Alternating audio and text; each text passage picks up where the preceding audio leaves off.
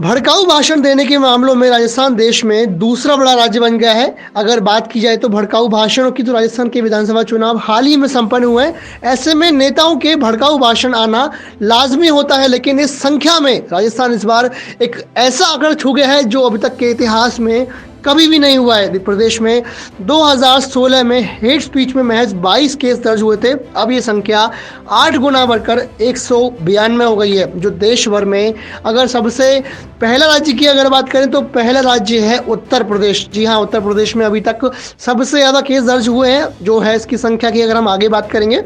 चुनावी मौक़ों पर राजनेताओं के भड़काऊ बयानों ने इन मामलों में आग में घी डालने का काम किया है। वहीं धार्मिक भावनाएं आहत करने के मामले में भी प्रदेश में तेजी से केस बढ़े हैं। राष्ट्रीय अपराध रिकॉर्ड ब्यूरो यानी एनसीआरबी की रिपोर्ट की अगर हम माने तो रिपोर्ट आने के बाद हमने यानी शुभ 24/7 और रफ्तार न्यूज़ ने डेटा को एनालिसिस किया, तो आज बात करेंगे इसी पर। नमस्कार, मेरा नाम है कुणाल और आप शुभ 24/7 रफ्तार न्यूज़ देख रहे हैं। एनसीआरबी की रिपोर्ट्स के अनुसार देश में साल 2022 में हेट स्पीच से जुड़े 1523 केस दर्ज हुए थे। पूरे भारतवर्ष में 1523 केस दर्ज हुए हैं। सबसे अधिक यानी 217 केस उत्तर प्रदेश में दर्ज हुए हैं। इसके बाद 192 केस राजस्थान में दर्ज हुए, जबकि साल 2021 में प्रदेश में मात्र 83 यानी 83 केस दर्ज हुए थे। अधिकांश मामलों में पुलिस ने भड़काऊ भाषण या बयान, सोशल मीडिया या अन्य माध्यम से फैलाई गई फर्जी खबरें और पोस्ट के आधार पर केस दर्ज किए हैं। धाराओं की बात की जाए तो 153A, 153B, 295A और 505 के तहत इन सभी मामलों में केस दर्ज किए जाते हैं। डेटा एनालिसिस करने पर हमें ये पता चलता है कि जब जब चुनाव हुए तब हेट स्पीच फैलने के मामलों में बढ़ोतरी हुई है। राजस्थान में संदर्भ में देखें तो 2018 में जब विधानसभा चुनाव हुए तब उस समय मात्र उस साल में 87 केस दर्ज हुए थे, जो पिछले साल से ज़्यादा थे। चुनाव समाप्त होते ही अगले साल मामलों की संख्या महज 63 रह गई थी। एनसीआरबी की रिपोर्ट आने के बाद हेट स्पीच से जुड़े वो बयान जिनको वो हमने निकाले और उन बयानों पर बात की जिन पर बवाल हुआ। केंद्रीय मंत्री गजेंद्र सिंह शेखावत भी इसमें शामिल है। इसी साल अप्रैल में चित्तौड़गढ़ में हेट स्पीच का उन पर मुकदमा दर्ज हुआ है। जन आक्रोश रैली में मुख्यमंत्री अशोक गहलोत को राजनीति का रावण कहने पर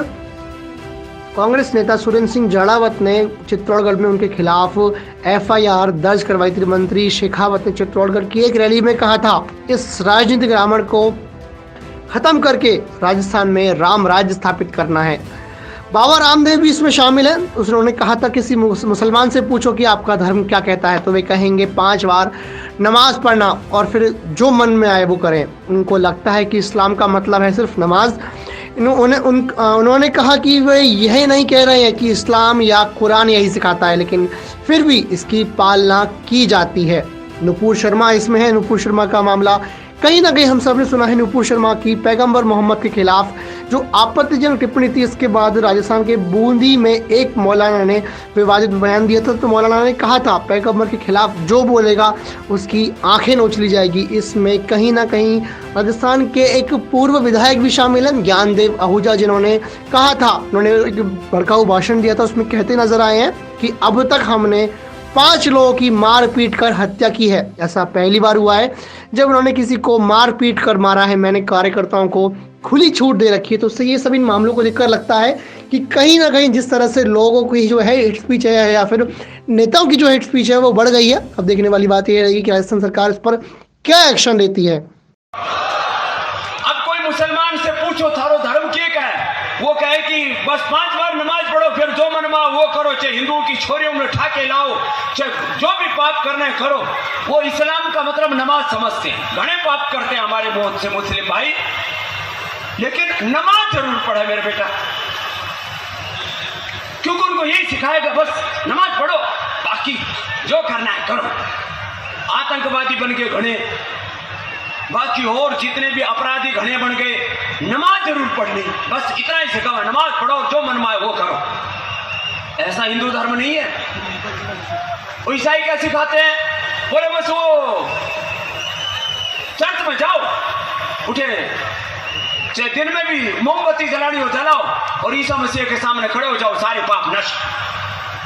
और उनका स्वर्ग का मतलब स्वर्ग का मतलब है टखने के ऊपर पैजामा पहनो, मूछ कटवा लो, टोपी पहन लो।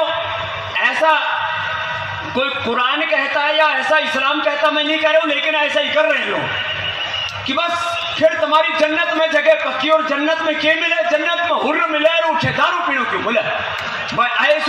ऐसी जन्नत तो जहन्नुम से भी बेकार है।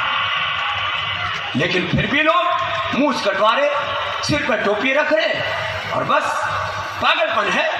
इस्लाम इस्लाम महान, और सारी दुनिया को इस्लाम में तब्दील करना, लोग इसी चक्कर में पड़े हुए। और ईसाइयों में बोले एक वो इधर क्रॉस का निशान पहन लो, फिर कुछ वेशभूषा सी बना रखी है, कुछ छोटे मोटे कुछ उन्होंने बना रखे, जैसे हमारे यहाँ श्लोक सूत्र मंत्र होते हैं ऐसे उनके भी कुछ होंगे, आयते पायते।